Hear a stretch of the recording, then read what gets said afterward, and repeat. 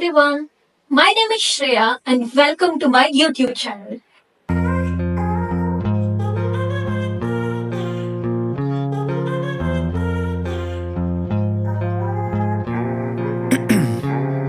So today in this video, I will be speaking about my experience of landing a job in the UK.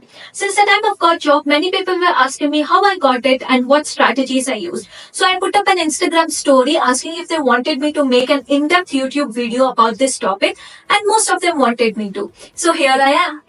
Before I start the video, a big disclaimer.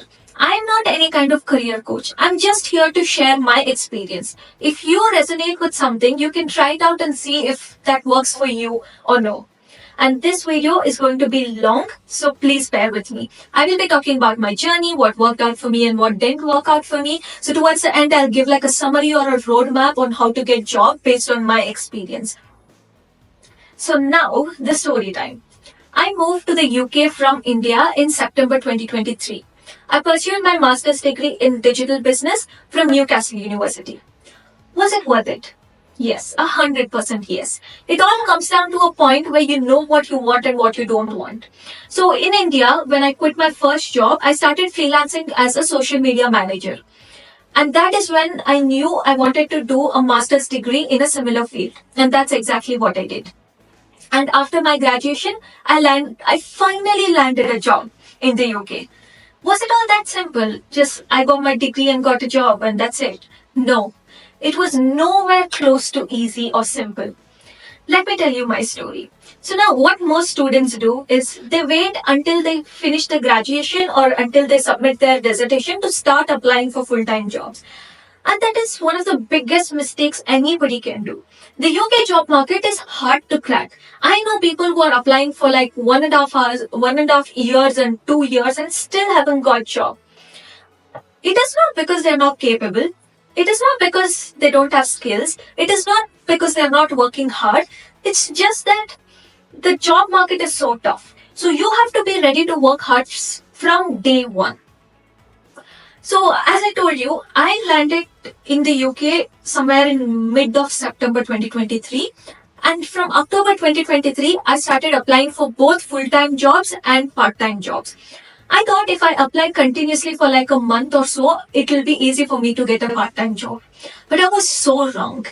3 months of consistently applying for jobs and facing hundreds of rejections. Finally, in January 2024, I landed my part-time job as a retail guide in one of the telecommunication companies here in the UK. I lived in a student accommodation, so me and my friends were applying for jobs together. I have seen my friends work so hard, make consistent applications, but still they got part-time jobs after like 6 to 7 months. So it all comes down to a point of being patient and keep trying again and again, even though you face so many rejections. Now, as I told you, I started applying for full-time jobs as well in October 2023 along with part-time roles. I was targeting graduate schemes. For those of you who don't know what graduate scheme, of course, is mainly targeted towards graduates. And these are very competitive because most of the people who are graduating will be applying for these graduate schemes. They have like 3 to 4 rounds. I mean, even 5 sometimes depending on the company. So the first round, of course, you have to get shortlisted. Your CV should get shortlisted first. And then it is assessment round, where you have like the aptitude test. You will have your logical reasoning, numerical reasoning, verbal reasoning, and then psychometric tests and general aptitude questions. Depending on the company, you'll have 1 or 2 rounds of this. And if you clear this, you will get an invitation for online interviews, where basically it's not like a face-to-face interview. You just have to record answers and submit. If you clear this, and then you will be reaching something called assessment center, which is the last round, for which you have to go to the office, wherever it is. Most of them will get stuck in this online interview stage. So as I told, I lived in a student accommodation. Me and my friends were applying to graduate scheme left, right, and center. Initially, we struggled in getting our CV shortlisted. Then we figured that out. And then we struggled with clearing the aptitude test. And then we figured that out too. And then we were stuck at this online interview stage, and that is where most of them get stuck to. To get an assessment center, it is really, really hard. I know only like 3 or 4 people who have reached the assessment centers, like few assessment centers out of the hundreds or 500s of applications that they have made. So in this assessment center, you have to, as I told you, have to go to the office. You will have some individual tasks, group tasks, and face-to-face interview. So in my experience in the assessment centers that I have attended, there were speed interviews, there were group tasks. Basically, they will give you a task and you have to work in a group and come up with a solution, and they will judge you based on how you're working in a group.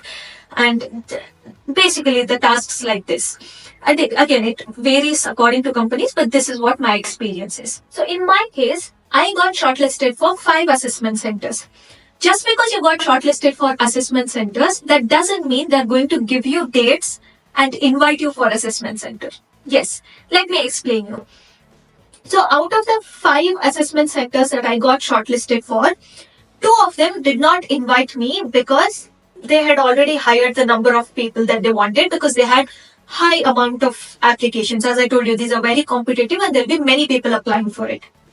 And another company kept me on hold because of all the visa confusions that was happening from the UK government at that time, basically about the salary threshold and things like that. So they kept me on hold.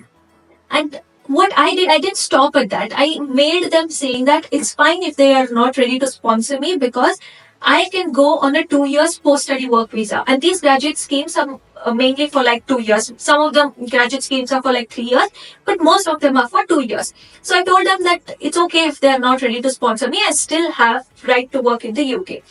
But they did not get back to me. I got no response from them. And after like 3 to 4 months, they replied to me saying that the internal deadlines for providing sponsorship for the role that I had applied for has ended, so they will not be continuing with my application. That really got on my nerves, because that is not my mistake. They are the ones who kept me on hold. They are the ones who didn't respond to my mail. And after 3 to 4 months, they come and say that their deadline's done. That was not fair, but nothing could be done. And finally, I attended 2 assessment centers. My first assessment center was in April 2024 in Leeds. After 7 to 8 months of consistently applying, giving hundreds of online interviews and getting rejected, I attended my first assessment center. And my second assessment center was in June 2024 in London. The first assessment center that I gave, unfortunately, I couldn't clear that. And the one which I gave in June, that was not a role that I really wanted to get into. But anyhow, I decided to attend the assessment center just to get experience of handling interviews and handling the tasks that they gave. So I attended that assessment center for that. There were like thousands of applications they got initially. Out of those, only 10 were shortlisted for the assessment center.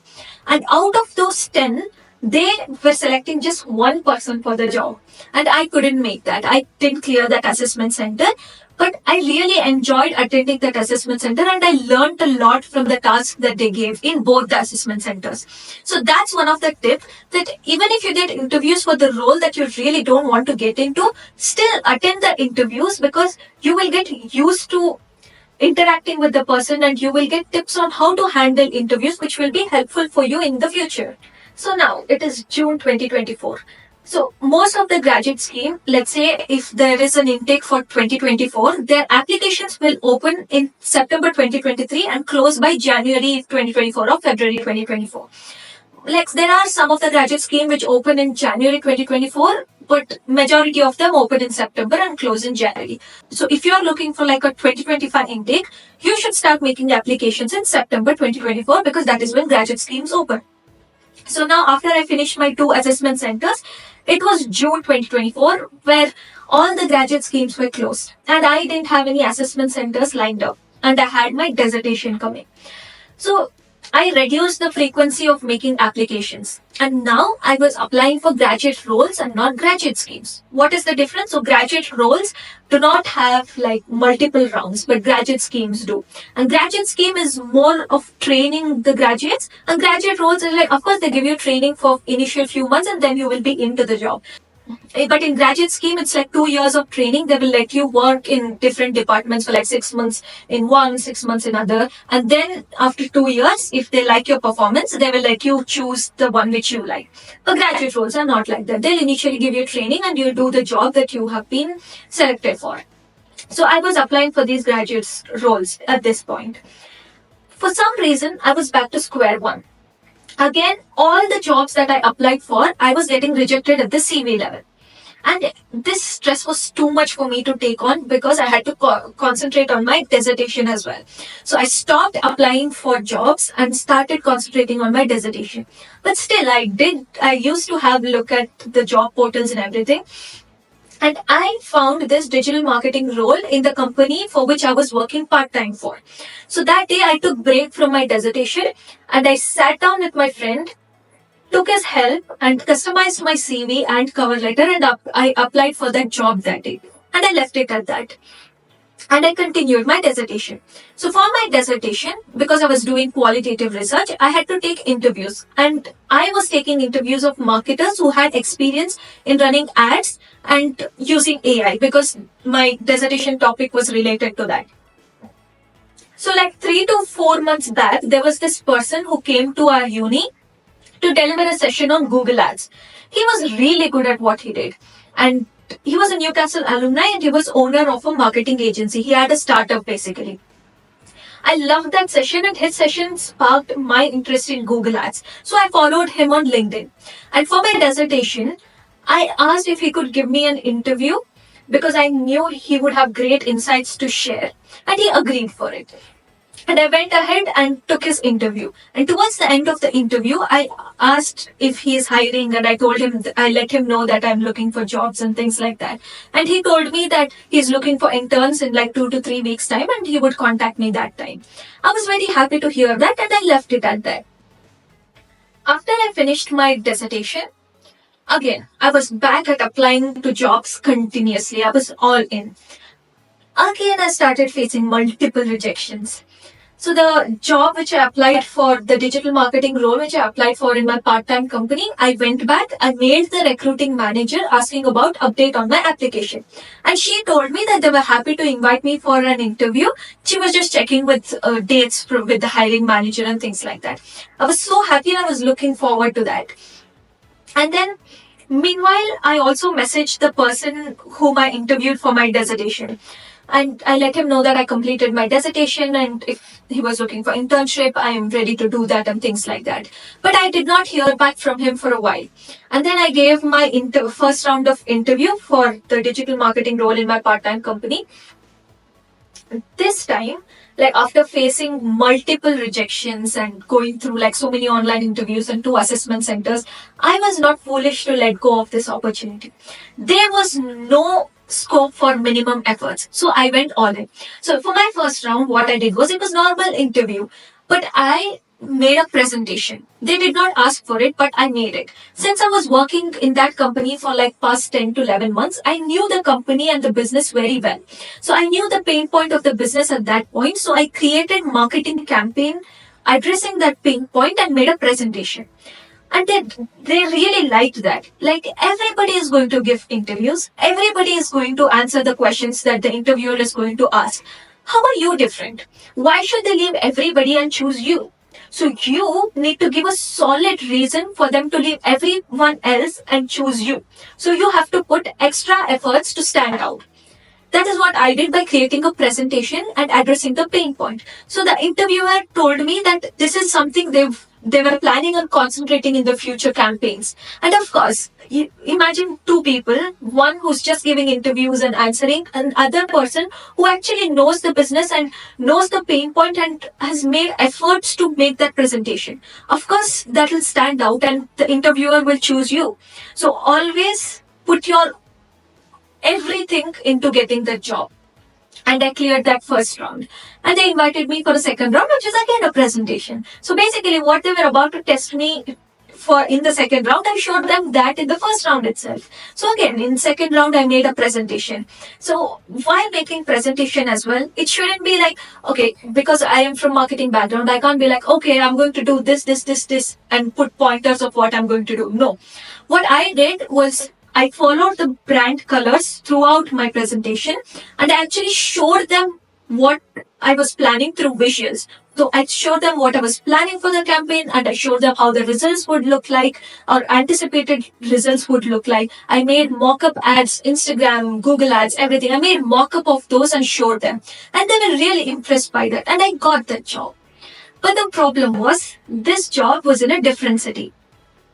Coincidentally, the person whom I interviewed for my dissertation got back to me on LinkedIn and we met for a chat. So I didn't really know what to expect, so I didn't prepare for like a interview or anything like that. So I just met and we spoke about my past work experience and what work I'm currently doing and what are my future goals, and we spoke about what his agency does, their work ethics and their future goals and everything like this. We had like an hour of conversation or something, and towards the end he told me that they were looking to hire a person, especially the entry role, because their agency is growing now. I was so happy hearing this because that role was exactly the kind of role I was looking for, and that's the kind of environment which I wanted to work in as well. So I was really excited to hear back from this person.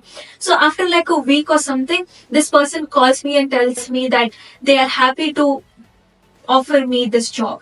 And I was so happy when he told that is it. Because this role was in Newcastle, and it was exactly the kind of role I wanted and exactly the kind of environment I wanted to work in.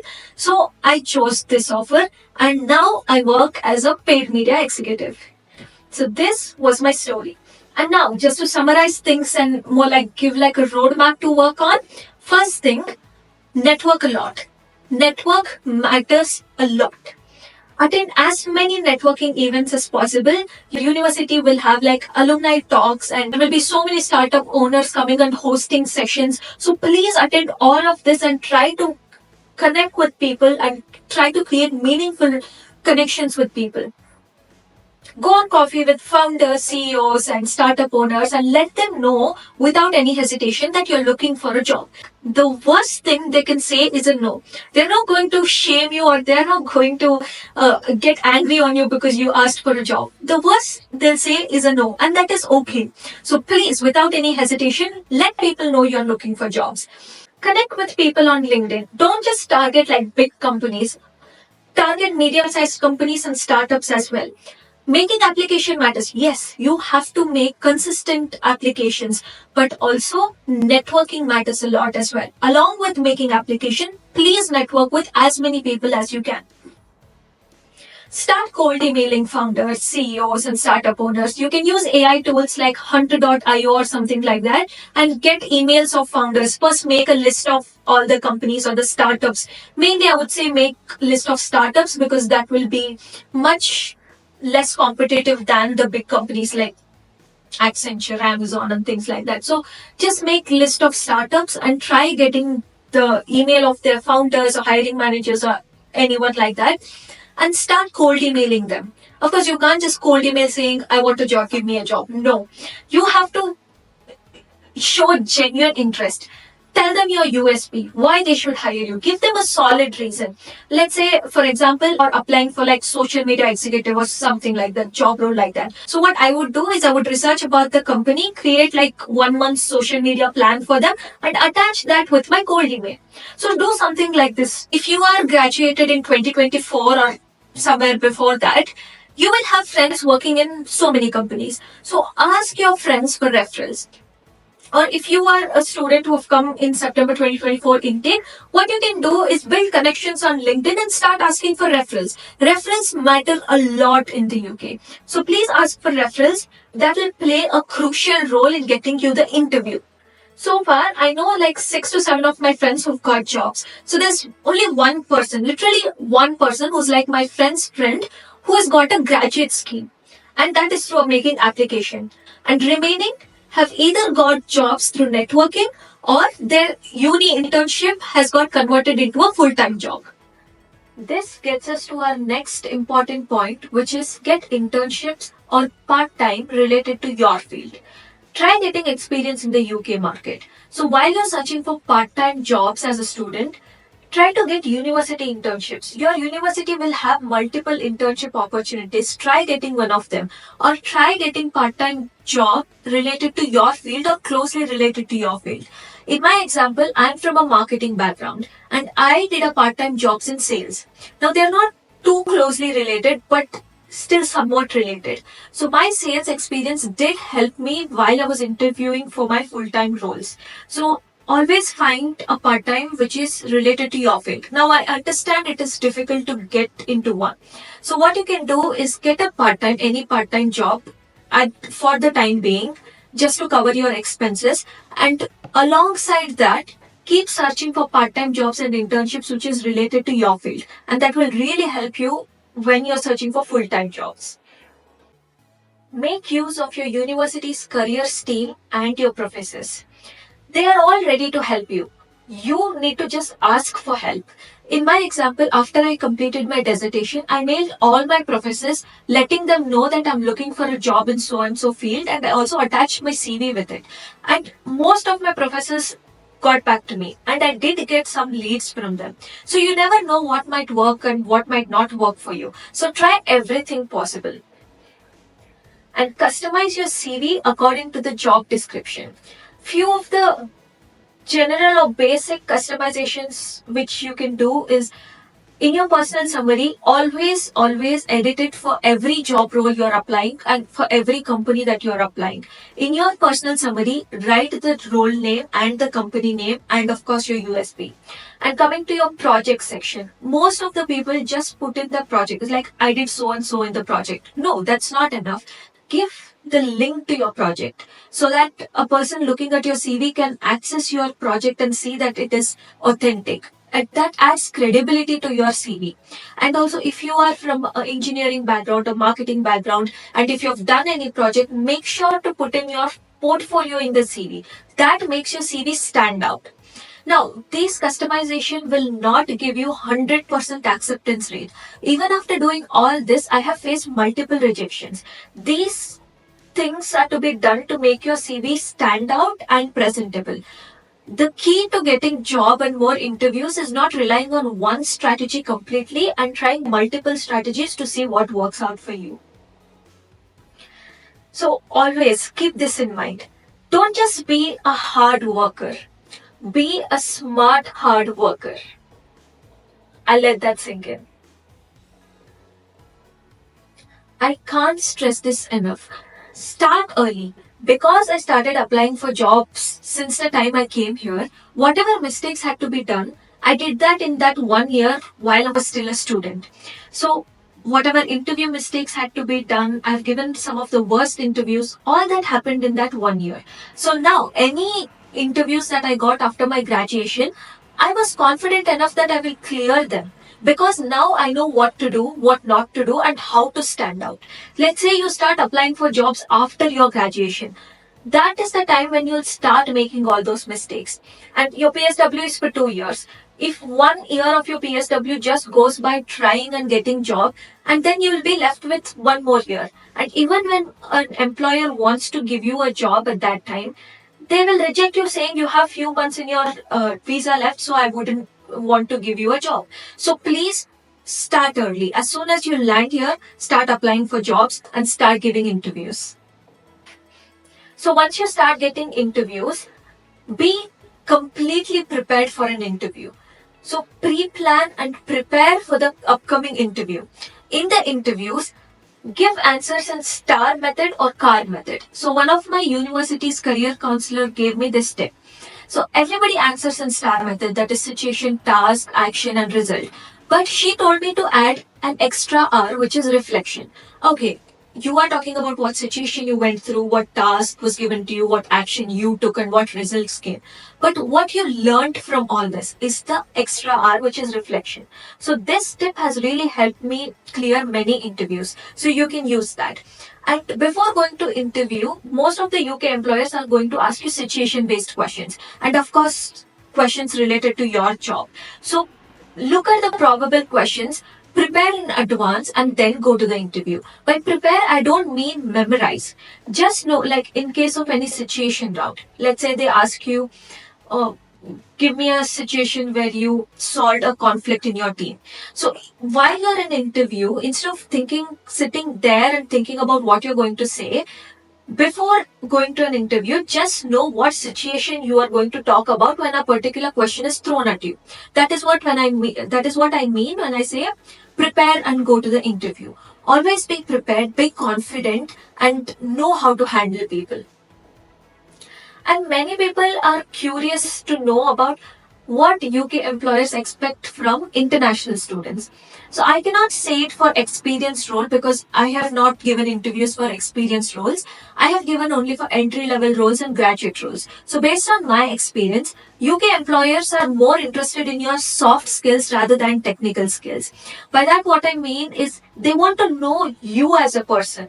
So they want to know how you handle situation, how you handle conflicts, how you work in a team, if you can put efforts into learning new things or no, if you're resistant to change or no. These are the things that they are interested in knowing about you. So if you are going for an entry level role or a graduate role, they do not expect you to be an expert. Of course, you need to know something about the job that you're applying for. You need to have basic knowledge, but you need not worry about being an expert in it. If since it's an entry level role, UK employers are ready to train you. All that they need to see is the kind of person you are, or if you are willing to put in efforts to learn new skills. So know how to handle people, be confident, and show your willingness to learn. That is what they want to know at the end of the day. Now, last but not the least, do not take your dissertation lightly. I know some people pay and get their dissertation done. Please don't do that. Like, then there's no point of you coming to a different country, paying so much fees, and then getting a degree. Instead, use your dissertation to make meaningful connections. Use your dissertation. Usually, in dissertation, you will take a lot of surveys, interview people. So, interview people who might be your probable employers. Make meaningful connection. Use it to network instead of just paying somebody to get it done. So, please use your dissertation as a means of connecting with people. And that is it. Based on my experience, those are the suggestions that I would like to give. Now, I know getting a job is not easy. I know many of you are trying really hard, and I'm really, really proud of you. I genuinely hope you all get the job that you were hoping for. Now, if you are someone who have already got a job, please leave in the comment section below what worked for you and what didn't work for you, so people who are still looking for job can benefit out of it. And if you have any questions at all, please leave them in the comment section below and I will reply to them. I would like to end this video by telling, please take care of your mental and physical health. Yes, chasing your dreams is important. What is more important than that is you. Please, yes, work towards your dreams, but please take care of yourselves too. If you found this video helpful, please like, share and subscribe. And I will also be interviewing my friends who have already got jobs in the UK. So please stay tuned for that. Until next time, bye bye and take care.